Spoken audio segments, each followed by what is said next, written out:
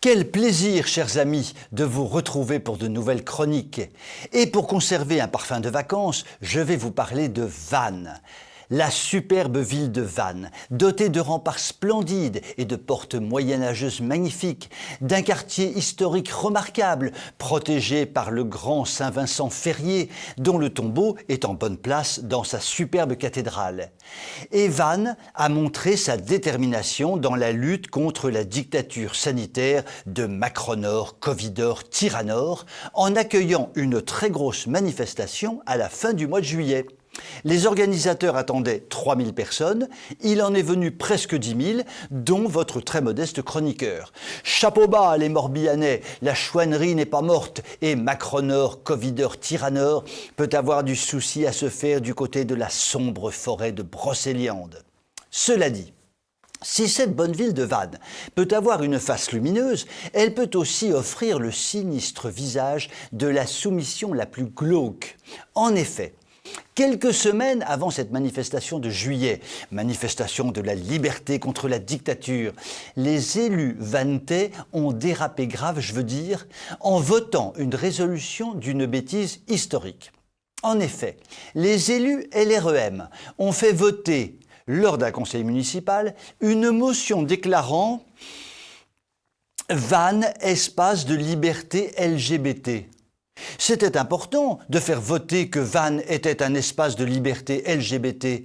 Chacun sait que LGBT est partout chez elle en Occident, impose sa loi à tous les niveaux de la société, mais il était important pour les élus vanntais d'exprimer leur contentement face à cette dictature LGBT. Ils auraient pu intituler leur motion « Vannes, espace de liberté pour la dictature LGBT », mais ils n'ont pas dû y penser. La droite et le centre, pourtant majoritaires, ont eu le courage de Ponce Pilate. Je m'en lave les mains et donc je ne vote pas. Ce qui a permis à LREM d'emporter le morceau. Ainsi donc, la superbe ville historique de Vannes, administrée par une majorité de droite, est devenue un espace de liberté LGBT. Allô, la droite vantaise, que fais-tu? Existes-tu? As-tu des idées? N'as-tu pas honte de jouer au Ponce Pilate en face d'élus macroniens totalement inféodés à la déconstructiviste mouvance LGBT? Mais au fait, droite vantaise, sais-tu simplement ce qu'est l'épouvantable mouvance LGBT? T'es-tu renseigné avant d'aller faire du ski nautique polluant sur le golfe du Morbihan? Finalement, reste-t-il encore quelques élus représentant une droite des valeurs à Vannes? Disons-le haut et fort, une fois de plus, la preuve nous est donnée de la soumission inouïe d'un nombre considérable d'élus, toutes tendances politiques confondues, à la dictature mondiale LGBT, dont le but avoué de façon explicite est de détruire le monde ancien et ses valeurs traditionnelles. Dieu merci, quelques nations occidentales, comme la Hongrie par exemple, luttent frontalement contre cette dictature.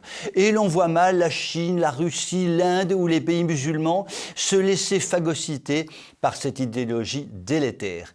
Une fois de plus, et par cet exemple caricatural de Vannes, l'on voit que le grand écroulement concerne prioritairement un monde occidental poussé à la décadence par ses élites décadentes.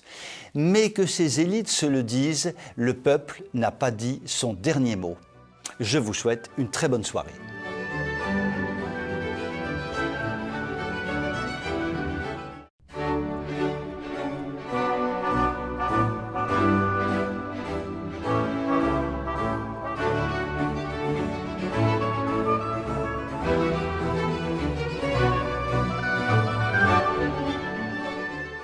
Le pass sanitaire a fait son entrée dans nos vies et commande maintenant nos moindres faits et gestes, allées et venues, pour peu que nous ayons envie d'aller au cinéma, au musée ou de siroter un petit demi de bière bien frais au café du coin.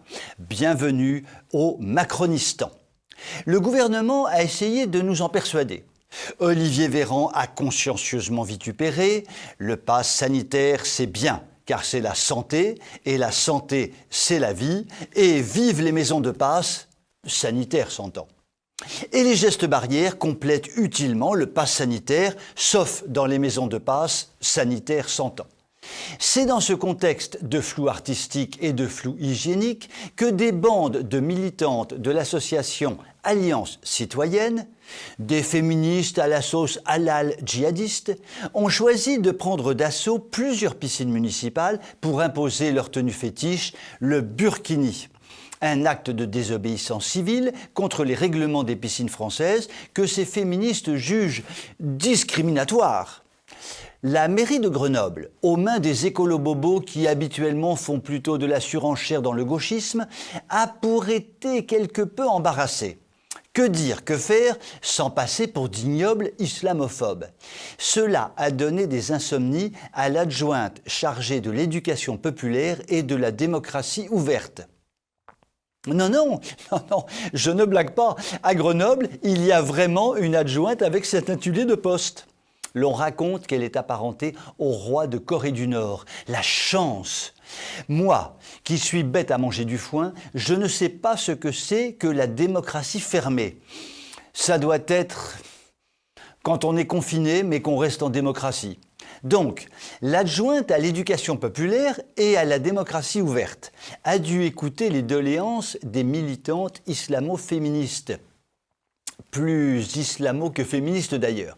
Et comme l'adjointe ne voulait pas se mouiller en plongeant dans le dossier de la piscine, elle a refilé le bébé et l'eau du bain à Jean Castex, en demandant donc au Premier ministre de prendre une décision au niveau national quant à l'autorisation ou à l'interdiction du burkini dans les piscines de France et de Navarre maghrébine. Pour l'instant, coup de cimeterre dans l'eau, le burkini reste interdit. Mais personne ne s'est posé la vraie question. La seule, l'unique question qui méritait d'être posée, ces braves dames avaient-elles un passe sanitaire en règle? Parce que bon, le burkini passe encore, mais le passe sanitaire, on ne rigole pas avec ces choses-là. C'est une question de défense de la République et de démocratie ouverte. Je vous souhaite une très bonne soirée.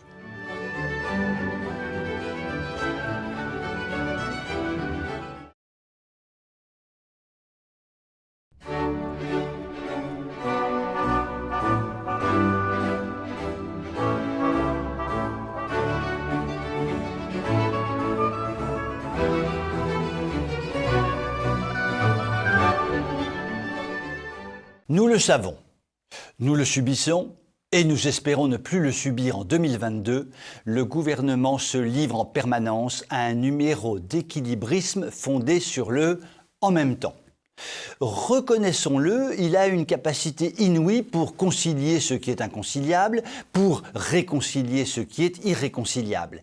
Mais il a une autre capacité inouïe, assumer la contradiction jusqu'à l'absurde. Voyons plutôt. Il y a quelques mois, nous apprenions, scandalisés, que le sympathique mouvement Génération Identitaire était condamné par la justice, puis bientôt dissous, dissolution confirmée par le Conseil d'État qui, une fois de plus, a prouvé qu'il rend la justice comme le cyanure soigne la grippe.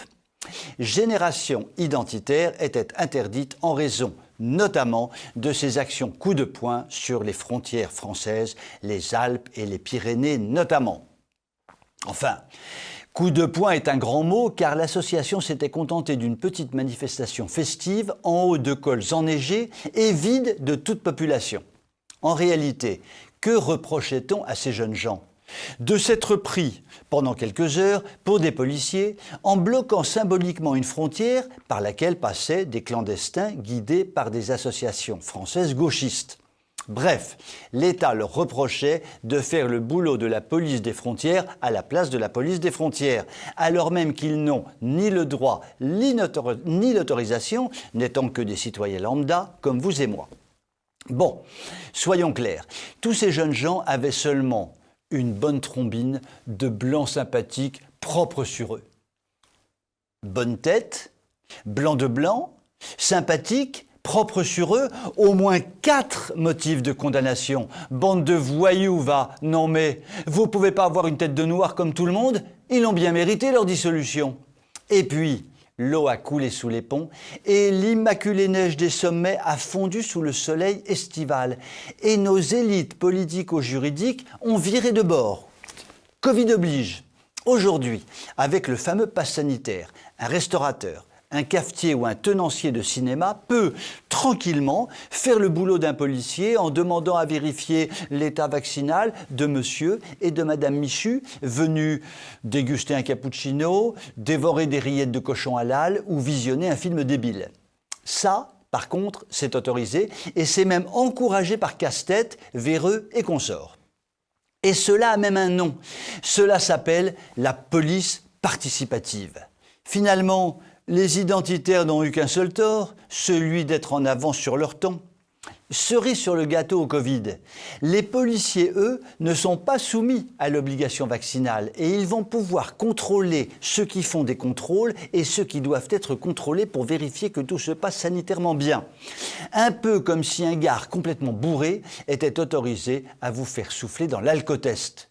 Mais au fait, si moi, citoyen delta, epsilon ou lambda, je dois exhiber mon QR code à un serveur de resto, est-ce que j'ai le droit de lui demander la même chose ? C'est vrai ça. Est-ce que le contrôlé peut devenir contrôleur et vice-versa ? Ce serait vraiment plus chouette et participatif, non ? Nous deviendrions tous des policiers participatifs, dénonçant et étant dénoncés à tour de bras. Ce serait vraiment chouette d'avoir chez nous ce petit parfum de la douce URSS communiste d'antan ou de la tendre Corée du Nord d'aujourd'hui. Je vous souhaite une excellente soirée.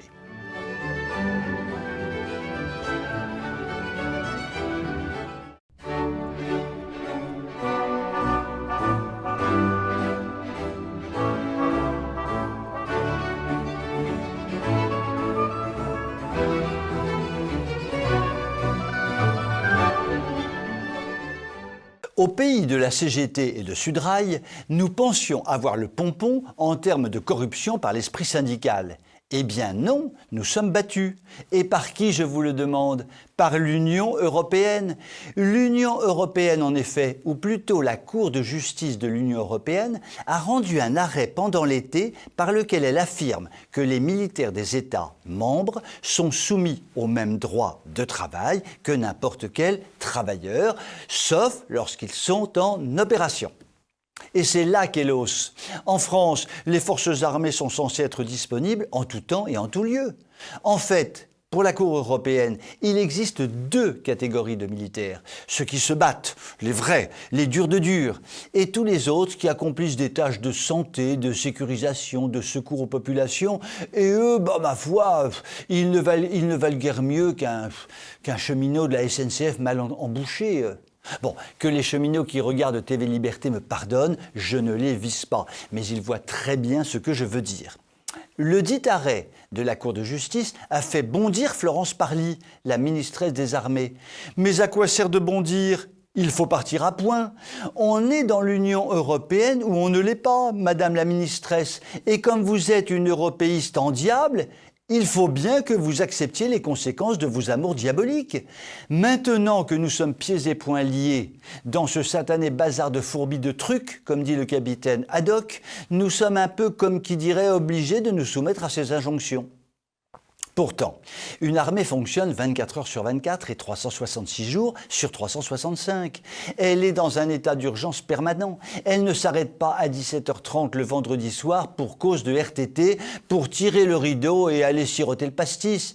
Il faut imaginer ce que ça aurait donné en plein pic de la première phase de la crise sanitaire au printemps 2020 si l'on avait appliqué ce principe idiot. Non. Messieurs les bureaucrates européens, notre armée ne se découpe pas en tranches entre les tirs au flanc et les autres. Notre armée est celle d'un pays membre du Conseil de sécurité de l'ONU. Quand même. Notre armée est présente sur toute la planète. Quand même. Notre armée est là pour servir la nation française et pas pour rentrer dans les cases mesquines voulues par une poignée de fonctionnaires européens déracinés. Quand même. Notre armée nous défend. Mais il va falloir bientôt que nous nous mettions à défendre notre armée. Décidément, que de combats avons-nous à mener ? Je vous souhaite une excellente soirée.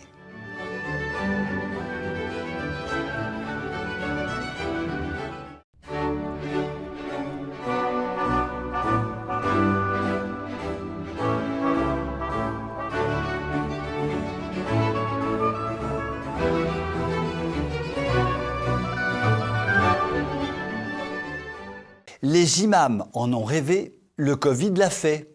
Les jauges sanitaires ont même été utilisées dans le monde musulman pour organiser la ségrégation dans certaines mosquées en mettant purement et simplement les femmes à la porte. La belle histoire que je vais vous conter se passe à Roubaix, dans l'agglomération lilloise, dans le nord de ce qui fut la France, mais qui est déjà depuis un bon bout de temps un territoire complètement colonisé, notamment grâce au travail lent et patient des élus de gauche, Martine Ben Aubry en tête. Depuis le début de la pandémie, la mosquée Sunna n'est plus ouverte qu'aux hommes. Si jamais de braves musulmanes s'avisent de protester, elles s'entendront répondre, vertement comme il se doit, que la priorité doit être accordée aux hommes. C'est le Coran qui le dit, et ça tombe bien parce que le protocole sanitaire est d'accord avec la barbe du prophète. À la mosquée Sunna, ce n'est pas premier arrivé, premier servi, c'est les hommes d'abord. Chez nous, dans notre bonne vieille civilisation chrétienne en voie de disparition, on avait coutume de dire « les femmes et les enfants d'abord ». Mais là, c'est manifeste, on n'est pas dans le même monde. Certaines fidèles, ainsi et conduites, se plaignent à juste titre. C'est dommage qu'au XXIe siècle, il y ait encore ce genre de mentalité. Quelle image donne-t-on de notre religion ? C'est désolé une pratiquante qui s'est vue refuser l'entrée de la mosquée. En voilà une qui croit à l'islam RATP, religion d'amour, de tolérance et de paix. On ne lui a pas expliqué à cette délicieuse pratiquante musulmane qu'entre l'islam et les femmes, c'était un peu tendu. À force de regarder BFM TV, elle s'est certainement imaginé qu'en fait, l'islam était une religion très sympa, très moderne et très ouverte, avant de se heurter à la dure réalité d'une porte fermée. Le vice-président de la mosquée a assuré qu'il ne s'agissait pas d'une question d'exclusion, mais d'un problème de place, tout en ajoutant qu'il était préférable que les femmes prient à la maison. Les femmes ne sont pas exclues, elles sont juste mises à part, vous comprenez ? Ou, si l'on veut, mises à l'écart, ou plutôt virées comme des malpropres si vous préférez. Donc en fait, exclues quoi si vous préférez. Pour ces pauvres créatures, en fait, la prière est facultative, contrairement aux hommes pour qui elle est obligatoire. Question subsidiaire, est-ce qu'au paradis, la place des femmes est elle aussi facultative ? Vaste débat que TV Liberté ouvre donc à partir de ce soir. Je vous souhaite une excellente soirée.